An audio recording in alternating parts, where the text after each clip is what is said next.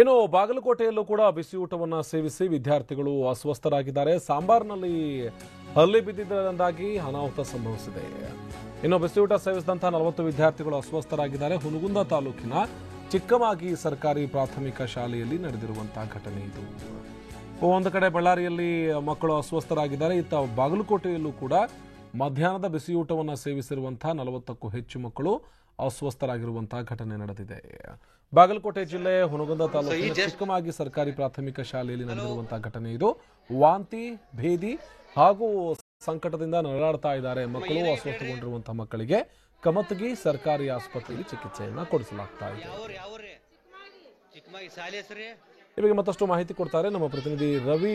ದೂರವಾಣಿ ಸಂಪರ್ಕದಲ್ಲಿ ಜಾನಾಗಿದ್ದಾರೆ. ರವಿ, 40ಕ್ಕೂ ಹೆಚ್ಚು ಮಕ್ಕಳು ಅಸ್ವಸ್ಥರಾಗಿದ್ದಾರೆ ಎನ್ನುವಂತ ಮಾಹಿತಿ ಇದೆ. ಸದ್ಯ ಯಾವ ರೀತಿ ಇದೆಯಂತೆ ಅವರ ಆರೋಗ್ಯದ ಸ್ಥಿತಿ? ರವಿ, ಹೌದು ಆನಂದ್, ಇವತ್ತೇನು ಬಾಗಲಕೋಟೆ ಜಿಲ್ಲೆ ಹುನಗುಂದ ತಾಲೂಕಿನ ಚಿಕ್ಕಮಾಗಿ ಅಂತ ಏನು ಗ್ರಾಮ ಇದೆ, ಆ ಗ್ರಾಮದಲ್ಲಿರುವಂತಹ ಸರ್ಕಾರಿ ಪ್ರಾಥಮಿಕ ಶಾಲೆಯಲ್ಲಿ ಈ ಒಂದು ಘಟನೆ ನಡೆದಿರುವಂತದ್ದು.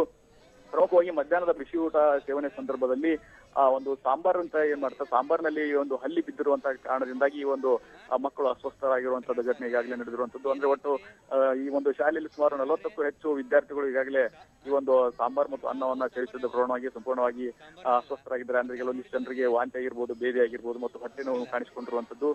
ಈ ಒಂದು ಸುದ್ದಿ ತಿಳಿದ ತಕ್ಷಣ ಈಗಾಗಲೇ ಸರ್ಕಾರಿ ಶಾಲೆಯ ಸಿಬ್ಬಂದಿಗಳಾಗಿರ್ಬೋದು ಮತ್ತು ಸ್ಥಳೀಯರು ಎಲ್ಲರೂ ಕೂಡ ಮಕ್ಕಳನ್ನ ತಕ್ಷಣವೇ ಈಗಾಗಲೇ ಒಂದು ಗ್ರಾಮದ ಹತ್ತಿರವಿರುವಂತಹ ಕಮತಿ ಅಂತ ಏನೋ ಗ್ರಾಮ ಇದೆ, ಆ ಗ್ರಾಮದ ಒಂದು ಸರ್ಕಾರಿ ಆಸ್ಪತ್ರೆಗೆ ಈಗಾಗಲೇ ಸೇರಿಸಿ ಚಿಕಿತ್ಸೆಯನ್ನ ಮುಂದುವರಿಸಲಾಗ್ತಾ ಇದೆ. ಮತ್ತು ಈಗ ಸದ್ಯದ ಮಟ್ಟಿಗೆ ವೈದ್ಯರು ಹೇಳಿರುವಂತ ಪ್ರಕಾರ ಯಾವುದೇ ಮಕ್ಕಳಿಗೆ ಅಂತ ತೊಂದರೆ ಏನಿಲ್ಲ, ಎಲ್ಲರೂ ಮಕ್ಕಳು ಚೇತರಿಸಿಕೊಳ್ತಾ ಇದ್ದಾರೆ ಅನ್ನೋ ಮಾತನ್ನ ಈಗಾಗಲೇ ತಿಳಿಸಿರುವಂತದ್ದು. ಜೊತೆಗೆ ಈಗಾಗಲೇ ಆ ಸ್ಥಳಕ್ಕೆ ಬಾಗಲಕೋಟೆ ಜಿಲ್ಲಾ ವೈದ್ಯಾಧಿಕಾರಿ ಅಂತ ಅನಂತ ದೇಸಾಯಿ ಆಗಿರ್ಬೋದು, ಅವರು ಕೂಡ ಭೇಟಿ ಕೊಟ್ಟಿದ್ದಾರೆ. ಮತ್ತು ಹುನಗುಂದ ತಾಲೂಕಾ ವೈದ್ಯಾಧಿಕಾರಿ ಕುಸುಮಾ ಮಾಗಿ ಅವರು ಆಗಿರ್ಬೋದು ಮತ್ತು ಬಾಗಲಕೋಟೆ ಜಿಲ್ಲಾ ಪಂಚಾಯತ್ ಅಧ್ಯಕ್ಷೆ ವೀಣಾ ಕಾಕತ್ನವರು ಕೂಡ ಈಗಾಗಲೇ ಸ್ಥಳಕ್ಕೆ ಭೇಟಿ ನೀಡಿ ಮಕ್ಕಳ ಒಂದು ಆರೋಗ್ಯವನ್ನ ವಿಚಾರಣೆ ಮಾಡ್ತಾ ಇದ್ದಾರೆ. ಮತ್ತು ಇದಕ್ಕೆ ಯಾವ ರೀತಿಯ ಒಂದು ನಿರ್ಲಕ್ಷ್ಯ ಕಾರಣ ಮತ್ತು ಈ ಸಾಂಬಾರ್ನಲ್ಲಿ ಹಲ್ಲಿ ಬೀಳೋಕೆ ಯಾರ ನಿರ್ಲಕ್ಷ್ಯ ಏನು ಅನ್ನೋದ್ರಲ್ಲಿ ಸಂಪೂರ್ಣವಾಗಿ ಇಲ್ಲಿನ ಶಾಲಾ ಶಿಕ್ಷಕರು ಮತ್ತು ಅಡುಗೆ ಸಿಬ್ಬಂದಿಗಳನ್ನು ಕೂಡ ಈಗಾಗಲೇ ವಿಚಾರಣೆ ಮಾಡ್ತಾ ಇರುವಂತದ್ದು.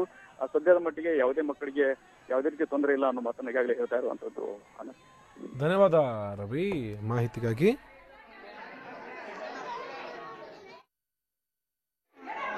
ಒಂದು ಕಡೆ ಬಳ್ಳಾರಿಯ ಹಾಗಲೂರು ಗ್ರಾಮದಲ್ಲಿ ನಡೆದಿರುವಂತಹ ಘಟನೆ ಇದು. ಸದ್ಯ ಅಲ್ಲಿ ವೈದ್ಯರಿಲ್ಲದೆ ಪರದಾಡುವಂತಹ ಪರಿಸ್ಥಿತಿ ನಿರ್ಮಾಣ ಆಗಿದೆ. ವಿದ್ಯಾರ್ಥಿಗಳು ಅಸ್ವಸ್ಥಗೊಂಡಿದ್ದಾರೆ. ಮಧ್ಯಾಹ್ನದ ಬಿಸಿಯೂಟವನ್ನು ಎಲ್ಲರೂ ಕೂಡ ಸೇವಿಸಿದ್ರು. ಆದರೆ ಬಿಸಿಯೂಟದಲ್ಲಿ ಹಲ್ಲಿ ಬಿದ್ದಿತ್ತು. ಈ ಕಾರಣಕ್ಕಾಗಿ ಅವರು ಅಸ್ವಸ್ಥರಾಗಿದ್ದರು ಬಳ್ಳಾರಿಯಲ್ಲಿ.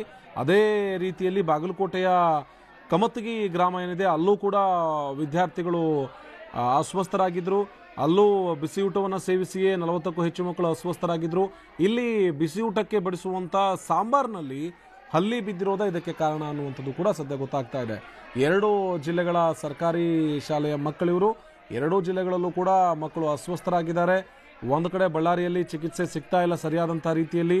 ಈ ಕಾರಣಕ್ಕಾಗಿ ಪರದಾಡುವಂಥ ಪರಿಸ್ಥಿತಿ ಇದ್ದರೆ, ಇತ್ತ ಬಾಗಲಕೋಟೆಯಲ್ಲಿ ಮಕ್ಕಳಿಗೆ ತಂದು ಸರ್ಕಾರಿ ಆಸ್ಪತ್ರೆಯಲ್ಲಿ ಚಿಕಿತ್ಸೆಯನ್ನು ಕೊಡುವಂಥ ಕೆಲಸ ಕೂಡ ನಡೀತಾ ಇದೆ.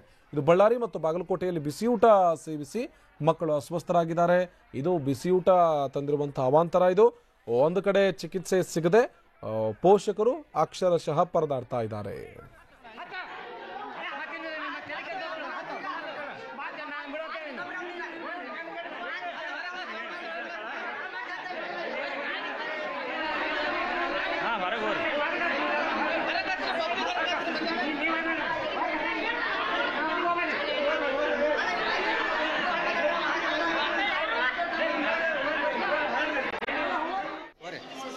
ಅಲ್ರಿ ಸ್ಕೂಲ್ ಸಿಬ್ಬಂದಿ ರೀ